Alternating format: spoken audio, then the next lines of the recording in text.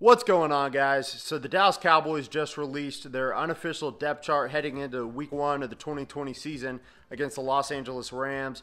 I got it right here. We're about to go over it. I'm going to break it down a little. There's a few surprises and a lot of things that are expected. But before I get started, I want you to do me a big favor and like, comment, and subscribe for more daily Dallas Cowboys content. I really appreciate that, guys. And I did want to mention before I get started that I plan on doing a Madden franchise or CFM with the Dallas Cowboys. I'd like to start that this week and have it up before the game on Sunday. I'll probably either just play preseason on my own time or I'll skip it, and then I'll just start at the Rams game. And that way each week I'll have that game up before the real game. And I think that would be a cool way to do it. But what I am doing is waiting for the 53-man rosters to come out on Madden. I'm hoping by today's Wednesday, so by the time I post this tomorrow, Thursday, it'll be out so I can get started on the preseason. And that's something I'm probably going to just post the videos organically. They'll probably be like hour-long videos. I use Matt 10 sliders from Operation Sports Forum. But it's just, I don't enjoy editing videos, and I don't want to pay a guy to edit those. So I'll probably just post the raw footage and not advertise it, but we'll see what you guys think. But let's go and get started. So quarterback is as expected. Dak Prescott's starting. Andy Dalton's the backup, and Ben DiNucci's third string. No surprises there, but I do want to point out what a really refreshingly good quarterback room we have this year, other than just Dak Prescott. It's really nice to see that we have a solid backup quarterback in Andy Dalton, and even a young guy developing under him, and Ben DiNucci, who's, at least not named Cooper Rush.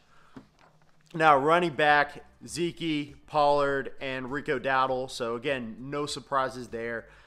I did point out that Rico Dowdle had a somewhat decent chance of making the roster if we wanted a third running back, and turns out we did go that direction. We decided to put Shewo Owo-Nalua on the practice squad. That's the closest I've gotten to getting his name right the first time, Owo-Nalua.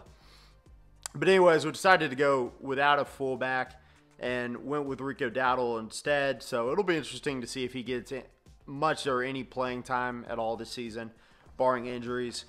Now, wide receiver, I don't love the way they put this on their depth chart because they could put left receiver, right receiver, and slot receiver, but instead they have like the slot receiver is just the number 3 receiver. So there's 2 spots on the depth chart for wide receiver, and it's Amari Cooper on the left, which makes sense.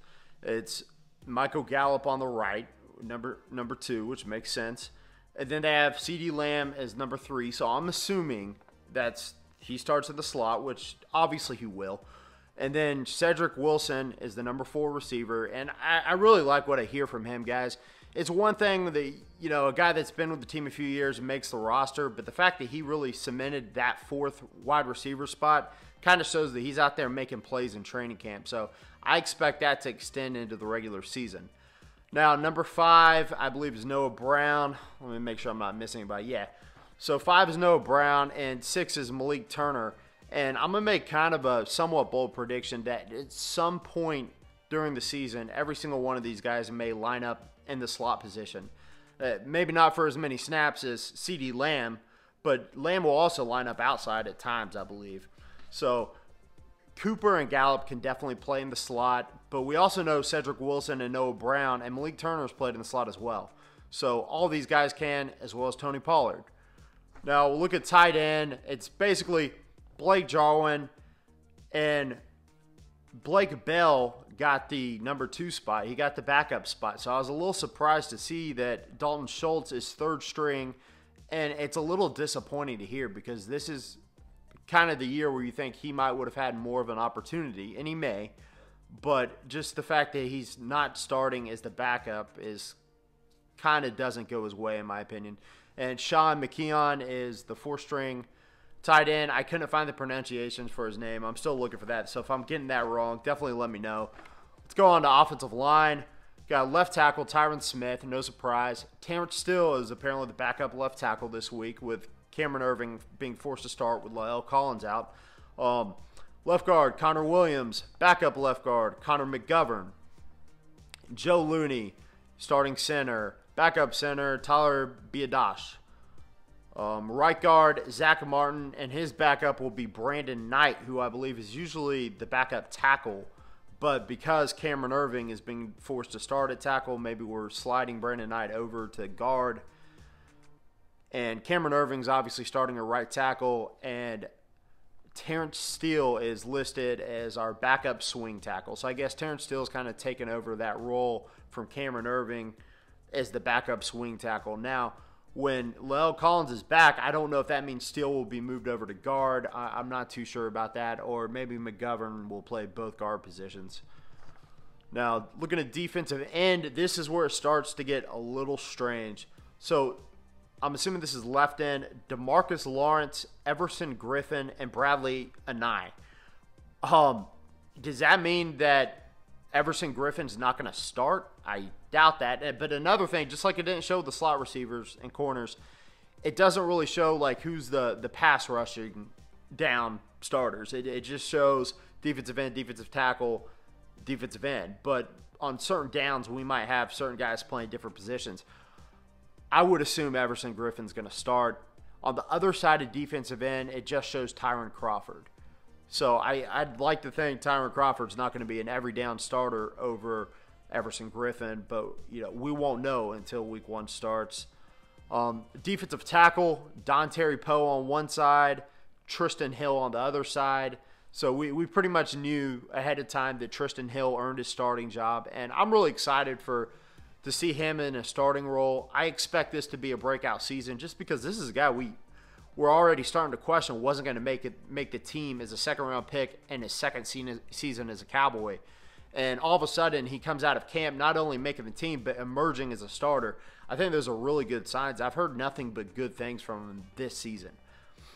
Their backups are going to be Antoine Woods is behind Don Terry Poe, and Neville Gallimore is behind Tristan Hill. So we got some decent depth at defensive tackle. Hopefully everybody will stay healthy. Move over to linebacker where it gets even weirder. I'm going to start at middle linebacker, Leighton Vander Esch and Luke Gifford, or is it Gifford? He's questionable, but I believe he did practice yesterday, so I would expect him to play on Sunday. And he is moving over, not him, but Leighton Vander Esch is moving over to middle linebacker, so he'll be more of a coverage linebacker. And we're moving Jalen Smith to weak side linebacker. His backups are Joe Thomas and Justin March. So I guess Justin March is third string, but he is still on the opening day roster.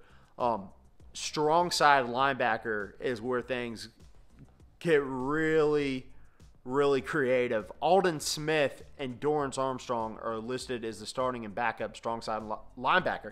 So typically the strong side linebacker lines up against the tight end and definitely plays some coverage. So I did hear in training camp about the prospect, I've talked about this, of Doris Armstrong playing in coverage at linebacker and standing up. So we definitely may see it, and that might keep him a roster spot even when Randy Gregory returns week 7. Now, Aldon Smith is a coverage linebacker, not playing in 4 or 5 years. This is something we knew he could do some of when he used to play, but I didn't expect him day 1 being a starter. Now, is it actually going to happen? Is he actually going to get a lot of snaps where he's playing in coverage? That I don't know. I would assume we will also use him in some form as a pass rusher, and possibly behind like Tyron Crawford or Everson Griffin. Now we're going to look at defensive back.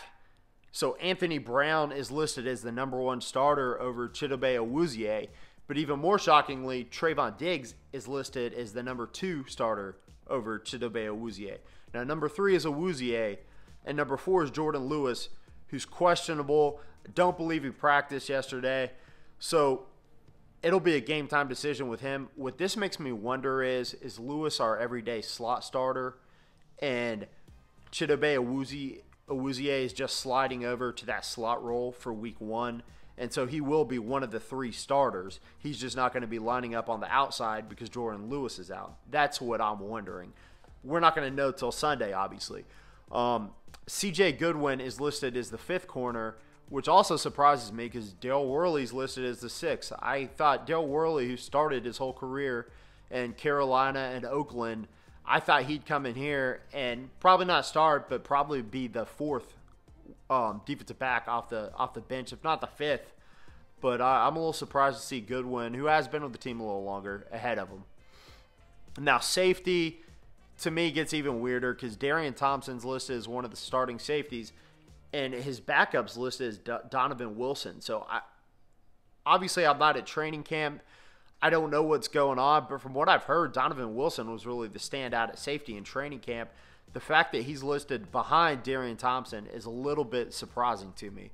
Now, the other safety position, we have Xavier Woods and Reggie Robinson, and from everything I hear, it looks like Xavier Woods will be ready to go heading into week 1, so let's hope that's the case because we got all the injuries we can handle. Forgot to mention Sean Lee, who I guess would be the strong side linebacker when he's healthy, but I don't know how that's going to mix in with Aldon Smith and Dorrance Armstrong, if they're going to switch back and forth. We're just going to have to wait and see, guys. On the special teams, no surprises as far as like punter, Chris Jones, kicker, Greg the Leg Zerline, placeholder, Chris Jones, long snapper, LP Leducer, and now we're going to get to kick returner and punt returner, which is pretty interesting. So kick returner is listed as Cedric Wilson, number 1, which I'm kind of excited about because he's the 4th receiver and a really strong, really deep receiver core. So I want to see him get all the chances to play on the field as he can, and having him as a kick returner is definitely one big one, especially because I don't want to see guys like CeeDee Lamb really returning kicks, to be honest. I want to see him healthy, and if we can afford to lose anybody to freak injury returning kicks, then it'd be your 4th-string wide receiver. And I think Cedric Wilson can really show some things on the field. He's a legitimate talent. He's shown flashes, but he hasn't had a lot of opportunities. So this will probably be one of his first bigger opportunities as a Cowboy. CeeDee Lamb listed as number 2. I'm okay with that. I'd like to not see him on the field on special teams a ton. Tony Pollard, 3rd, and Trayvon Diggs, 4th, another guy. I don't really want Trayvon Diggs returning kicks just because I want him to stay healthy and on the field. Punt returner, Tony Pollard, being the backup running back, I'm perfectly content with that because he's another guy I want on the field as much as possible because he needs to get some play time. I mean, he's explosive, and he makes plays when he's on the field. So when you have a starting running back like Ezekiel Elliott, it's hard to keep guys like Tony Pollard on the field, but you got to find out ways. And even if it means, not having a fullback on the roster and having both of those running backs out there at the same time instead, I'm perfectly content with that. Now, Trayvon Diggs, backup punt returner. I know CeeDee Lamb is listed 3rd, and CeeDee Lamb, I believe, has been returning punts in training camp. So I don't know if this is all going to be a given going into Sunday. Like I said, again, we won't know until Sunday happens against the Rams. And Cedric Wilson's the 4th punt returner. I wouldn't mind him sliding up to like number 2 behind Tony Pollard. Again, keep those 2 guys on the field as much as possible. But that's pretty much going to do it for today, guys. I really hope you enjoyed this video. I got more Cowboys content coming your way. I believe season previews probably coming tomorrow. Hopefully a Madden video the next day from the franchise. And then I'm supposed to collab with a couple buddies where we're going to predict all the games for week 1. And that should be out either Saturday night or Sunday morning. So that's really exciting. Outside of that, that's pretty much all I got to say today, guys. I'm out. Peace.